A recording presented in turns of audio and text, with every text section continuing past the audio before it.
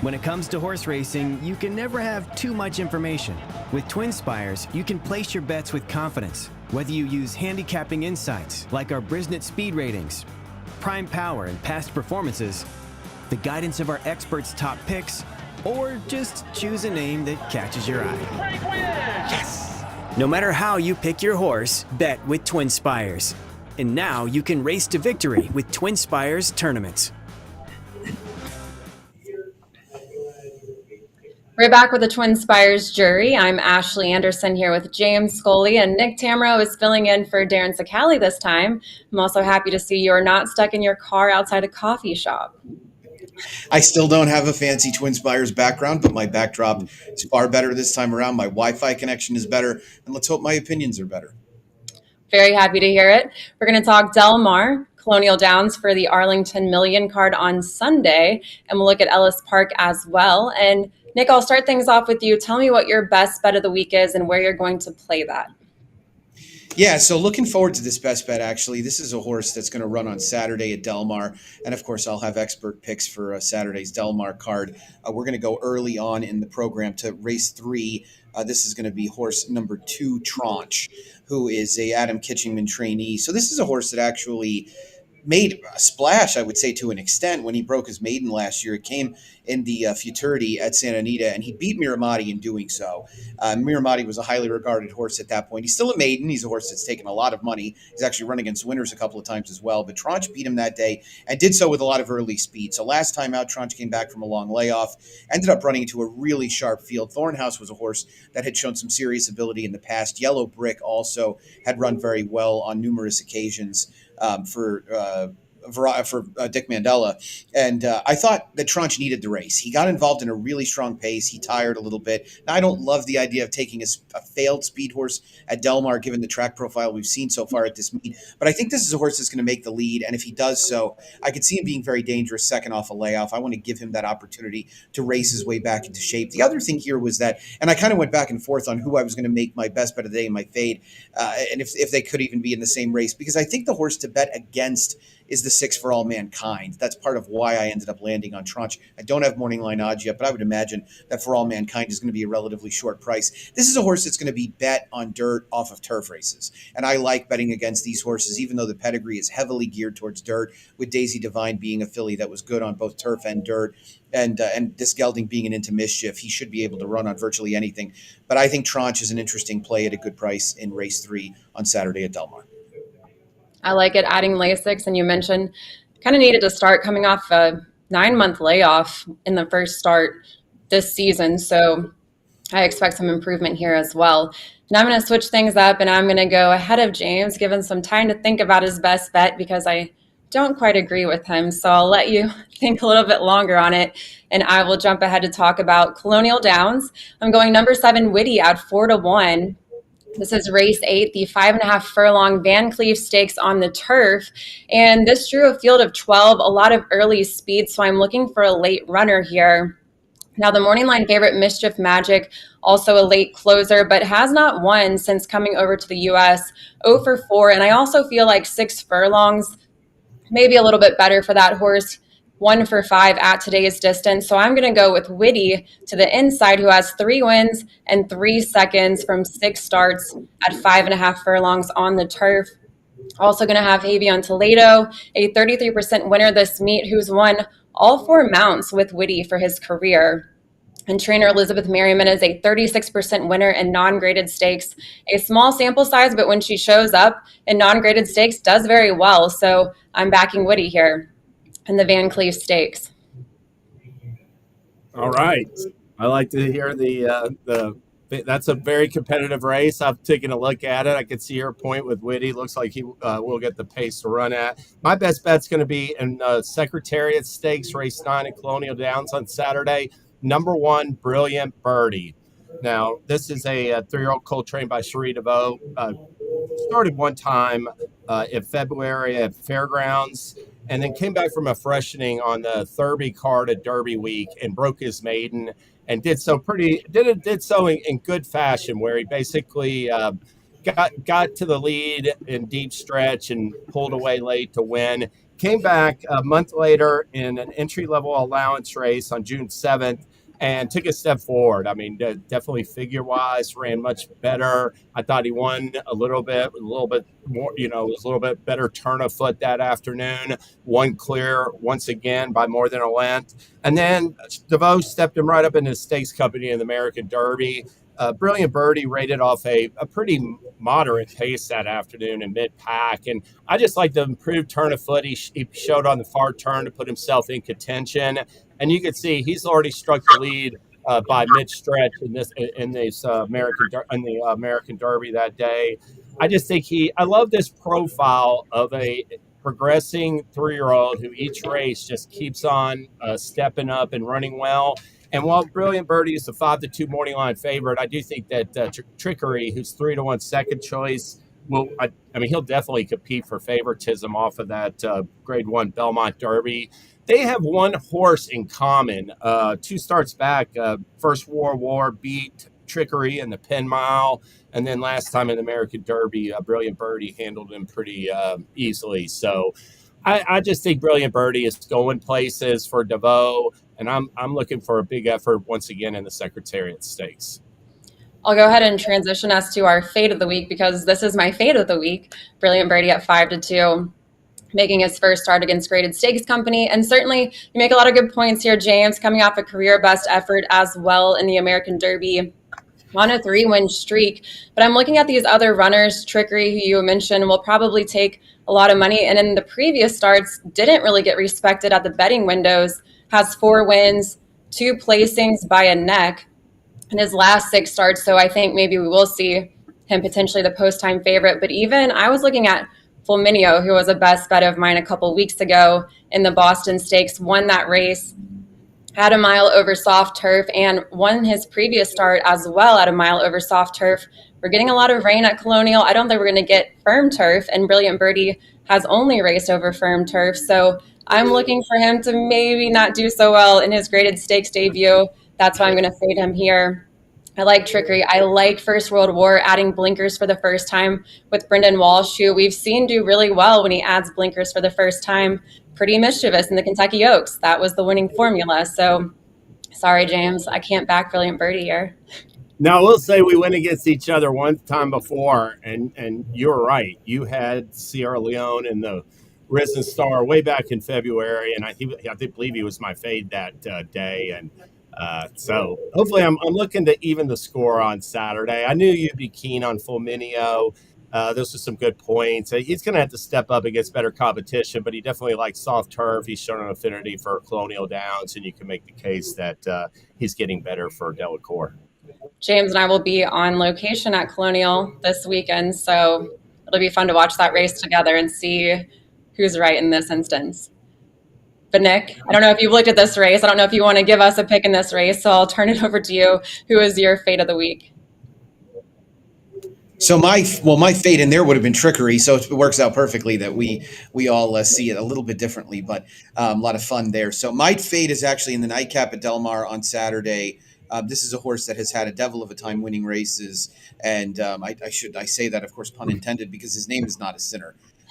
This is a horse that I have seen now run. We've all seen run in the money in 6 consecutive starts without winning, and these are the types that you want to bet against. This horse is going to be a relatively solid favorite. She's shortening up to 5 furlongs. I feel like horses that generally want to make up a little bit of ground, even if they're stalking types, going to 5/8, they're just a little bit out-footed. So Not a Sinner is a horse that I wanted to take a swing against here, and one that I think will end up going off a relatively short-priced favorite, maybe not a huge favorite, but one who I think you'll create some value going against. I like Blister in the Sun in that field, who's going to be a decent price. That's number 4 for Phil D'Amato. This horse had a huge pace last out at Los Al and ended up tiring. Now goes back to the turf. And the lone prior turf try ran into Medoro, who turned out to be a really nice turf horse. So not only am I giving you a fade, I'm giving you a little bit of a play there in Blister in the Sun, as I think Not a Sinner, one that you want to definitely fade in the nightcap on Saturday. I like the play 0 for 9 lifetime in this maiden special weight, picking up a new rider as well. And I like your pick in this race, second time on Lasix and also second turf start. Well, James? Yeah, a lot going for Blister in the Sun, no doubt. James, what about you? My fade's going to come in the Beverly D race 10 at Colonial on Sunday. It's going to be number 6, Mora. And I really respected her last effort in the Diana. She ran well to be third in the Breeders' Cup Philly America Turf, 2 starts back behind Innsbruck and Warm Heart. And but one of the reasons I'm going to fade her in this spot is because she has shown a tendency to finish second or third quite often, doing so in 7 of her last 9 starts. And I don't think the mile and 3/16 distance. I mean, I think that mile and an eighth in the Diana really hit her between the eyes. She won her previous graded win came in a mile and an eighth trip, and I think she's got 4 starts at the mile and 3/16 distance, and she's got 0 wins and 0 seconds from those. So I'm gonna try to beat Mora in the Beverly D. Now there is a chance she is cross-entered to the Canadian International at Woodbine on Saturday. So we'll see which option Kevin Adder takes, but it's supposed to be sunny all day at Colonial Downs, so the turf will have some give to it, but hopefully it won't be a bog and won't be too bad. And he'll put Addard on a bus to Colonial because she'll definitely add some star quality to the Beverly D field. So I'm going to try to beat her in the Beverly D Sunday. This is a Breeders' Cup Win in Your End Challenge Series event as well. What do you think about Fev Rover here? I think she's very dangerous. I mean, she ran really well there last year. And, that effort in the Nassau last time was a little bit disappointing, but I saw where Cassie felt like he brought her back too soon. And, she's rebounded from that effort and is doing great. So, I mean, to me, Fev Rover is in with a serious chance in there, obviously. Well, before we move on to what else we're looking forward to this weekend, Darren's out, so I'll take over the promos and our TwinSpires tournaments real quickly. Starting off with our tournaments, we had a very great turnout our first week, so thank you to our players who participated, and we're always listening to feedback and trying to give you the best product. We have 2 more tournaments this Sunday, starting with the $300 Ellis Park Derby Challenge with cash up for grabs, and we also have the $1,000 Colonial Downs qualifier. You can play for a chance to win an entry to the BCBC, the Breeders' Cup Betting Challenge, and 2 seats to the NHC, also available for this tournament. But if you don't want to play tournaments, we have promos as well. We have our $10 money back offer at Colonial Downs for the Arlington Million card on Sunday. If your horse finishes second or third in all eligible races, you get up to $10 back on your first win bet in each race. And then Sunday, our $2,500 Ellis Park leaderboard, and you can play for a chance to split a share of a $2,500 prize pool. Head to TwinSpires.com or the app to see the T's and C's for that promo. And of course, the TwinSpires tournament tab at TwinSpires.com if you want to enter those tournaments as well. Nick, I'll turn it back over to you. Let's talk some Del Mar again. So what are you looking forward to this weekend? Yeah, so one of 2 graded stakes on Saturday's card is the Sorrento. It goes as the 5th, has just a field of 5. But I wanted to talk about this a little. It's always fun to talk about 2-year-olds, never too early to do so. And this field of 5 is made up of 5 horses that are collectively, they've won all but 1 race. And what they have in common is that they've all won every single one of those races on the front end. One of them that we're going to see in just a moment was Vodka with a Twist, who won the debutante at Churchill on closing day of the spring meet. She did so on the front end with Flavian Pratt on board. Now gets Mike Smith as she shifts back out west for trainer Phil D'Amato, making her first start actually outside of the state of Kentucky. She was privately purchased out of her second career start, which was a win, came back, of course, and won that stake race. White Sands, who's just to her outside, is a daughter of Into Mischief, who's a half to Jackie's Warrior, of course, the decorated and super talented sprinter that we saw. Wesley Ward discussed entering this horse in a couple of different places. He originally mentioned the Sorrento after she won at Prairie Meadows last time out, but he actually entered her in the Adirondack at Saratoga last week and scratched her so that she could go here. She draws nicely on the outside in a field of 5 and looks quite formidable. It's a Bob Baffert pair on the inside, of course, that are going to get a lot of wagering attention. I'd say more so the one Nooney, who was a $1.8 million purchase, a daughter of Win Win Win, who posted one of the most impressive OBS sale workouts I've ever seen. Now, I've never bought a racehorse at an auction, but I can tell you I've watched enough of those to know when they look good enough. And she did, and she looked good on the racetrack as well. So part of the reason why she went for a whopping 3,600 times, I should say, her sire stud fee. So we'll see if Nooney ends up being as successful. I think she definitely could be. She's just going to take a lot of heat from the inside. And that was one of the reasons why I wanted to talk about this race, was because not only do some of these fillies look very promising, but they're all speed horses. So something has to give. And I think somebody that ends up being able to make a little bit of a run from off the pace is going to have a pretty big edge in the Sorrento. Yeah, this is such a tough race. Every single horse here has one gate to wire. I mean, Nooney has the top class rating on debut and a 91% speed figure, but when you have all of these early pace setter types, I have no idea. I have no idea who to back here. I'd probably lean Nooney as well, but could be West. It's going to be exceptionally tough. I can't really figure out exactly what I'm going to do yet, but it's going to be figuring out which speed horse I think can rate. I'm also looking forward to that yellow ribbon there on Saturday. Or I'm thinking about trying to beat Anisette, but I don't know who to do it with yet. So I got to take that was my issue so far. She was almost my fade, but I couldn't figure out who the alternative was. Darren's not going to be carrying that. I know. She hadn't come back like I thought she would, and I just don't think she's moved forward enough. But we'll find out Saturday. My what else is going to surround? I'm going to mention two things. First off, I want to mention Brian Hernandez Jr. He won the Oaks and the Derby this year, swept both races, first to do it since like the 1950s. And he was named the Mike Venezia Award winner yesterday, this year's recipient. The Mike Venezia Memorial Award recognizes extraordinary sportsmanship and citizenship that was personified by Mike Venezia, who died from his injuries in a spill in 1988 in New York. And just want to give a shout out to Brian Hernandez, just having a career best year. He's a great guy, and I know that that'll be a great ceremony. They're going to honor him on August 23rd, the day before the Travers, that Friday afternoon. And then I also want to mention an exciting maiden race at Saratoga on Sunday. It's race number 6. This race, the morning line favorite in here is first-time starter for Chad Brown, the 4-horse trading strategy. You got another horse in here for Brown, who's 9-2, the 8, a first-time starter by Curlin. But I want to focus on number 6, Quick Kick. And this is a daughter of McKenzie. And I read a bunch of positive stories on McKenzie early in the year. His weanlings and yearlings and even his 2-year-olds in training from his first crop this season were all well received, and I heard a lot of positive reports. And then April came, had a bunch of maiden races at Keeneland, a bunch of maiden races at Churchill Downs in May and June and elsewhere across the country. And I hardly even saw him at any McKenzie's running, and certainly saw no winners. But on July 27th, Chad Brown sent out a colt named Chancer McPatrick at Saratoga, who I thought was extremely impressive and is going to be a contender in the Grade 1 hopeful at the end of the meet. And then the following day, Tim Yakteen sent out a colt, Mackenzie Street, who was super impressive as well at Del Mar, and beat this horse Emerald Bay that was a huge buzz on, and he ran non-threatening second at odds on. So, Mackenzie now has 3 winners.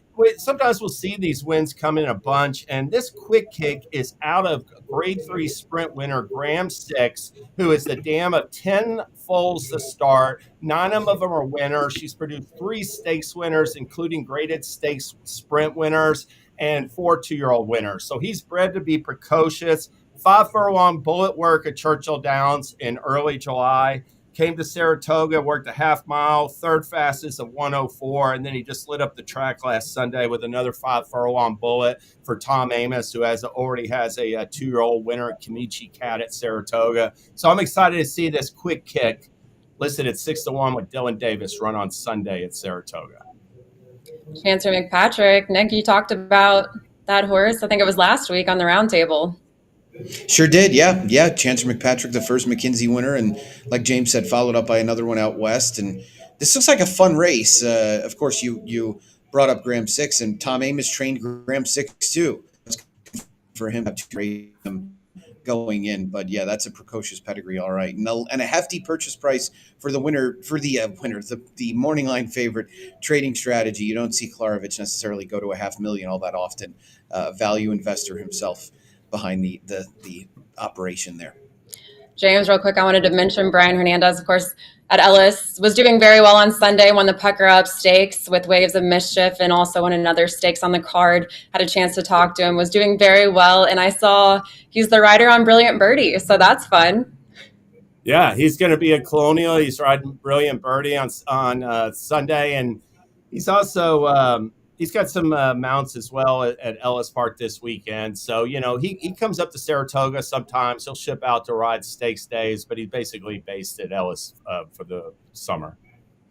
Taking it back to Ellis, on Sunday, we have the Ellis Park Derby and a couple of other non-graded stakes, and we'll see if some really good runners show up at Ellis on Sunday. Tarifa's one of them.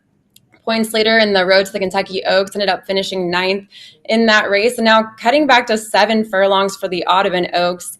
Now, a lot of people like this angle of betting against horses making their first start off their Oaks or Derby start, and I feel like Tarifa, especially being a Brad Cox runner, here's some stable footage from the fairgrounds, but with Brad Cox, he's always pulling in money from bettors, and Tarifa, of course, a very good horse, but heading back to 7 furlongs for the first time in 5 starts. And I think could be a chance to play against. You have some really good sprinters in this field. Number 2, Fibber, just won at Churchill last out, first start for Chris Hartman, had a career best figure. And then you also have Minx Palace, who's looked very sharp, an unbeaten runner for Steve Asmussen as well. So might be a good play against here. Cutting back to that sprint distance for the first time in a while. We'll also see Saudi Crown on Sunday at Ellis, who, of course, won the Pennsylvania Derby and the Grade 3 Louisiana, but had been racing overseas in Dubai, coming back to the U.S. and going to cut back to a mile. So kind of fun when we get to see these horses try something different for the first time in a little while. And it also makes the betting a little interesting. Maybe they won't be so clear of a winner, but I do think Saudi Crown will get the early lead in this race for sure in the Cowboy Jones Stakes. Yeah, Saudi Crown almost stole the Saudi Crown or the Saudi Cup on the lead. Got run down late, finished 3rd there, but he wound up in the Breeders' Cup Classic last year after winning the Pennsylvania Derby, but coming back in this mile stake, I could see him aiming for the dirt mile this fall because that 10 furlong distance is too far for him. How about the Ellis Racing Office getting 11 horses to run against him? Those are the real MVPs. I don't know how many horsemen got surprised when they saw the overnight, but I saw that the other day when I looked. I knew there were some stakes at Ellis. I was like, holy cow! I mean, that's incredible, and good horses too. I mean, it's a solid and competitive field. I think he'll be a very short price favorite, but it's fun to have him back. And look, if the version of him that we saw run in Saudi shows up, then he'll be a very interesting horse for the dirt mile later in the year. We'll also see Houday at Ellis. Big fan of that horse myself. And James, I don't know if you like the horse, but of course the name, being a Bengals fan. Oh yeah. Yeah. I mean, Houday, and I'm still waiting. I never knew what happened to Joe Shiesty. I need to go look him up after the show. Yeah. Didn't win. They named him after Burrow too. Well, Houday is just named after the Bengals. Sorry. Right. All right. Well, that's all the time we have today for the TwinSpires jury. Thank you again, Nick, for joining us. We'll be back next Thursday. Well, I won't, but probably the both of you will be here next Thursday. And of course, we'll be on the Racing Roundtable on Tuesday to recap all the stakes action from Arlington Million and Del Mar as well. We'll see you next time.